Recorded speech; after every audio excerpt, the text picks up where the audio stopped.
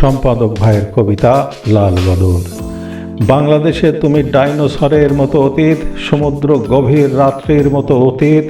সেই রাত্রির মধ্যে এক ফোঁটা কুপি বাতি নিয়ে কেউ এসে দাঁড়াবে না। সেই রাত্রির মধ্যে এক ফোঁটা কুপি বাতি নিয়ে কেউ এসে দাঁড়াবে না।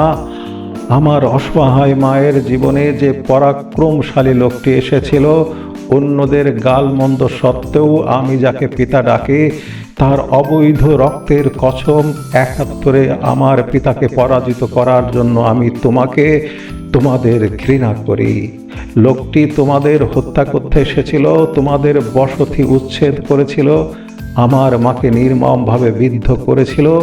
মা তাকে কখনোই গ্রহণ করেনি, তবু আমার জন্মের জন্য তার প্রতি কৃতজ্ঞ, তার ধ্বংস ঘৃণার প্রতি কৃতজ্ঞ।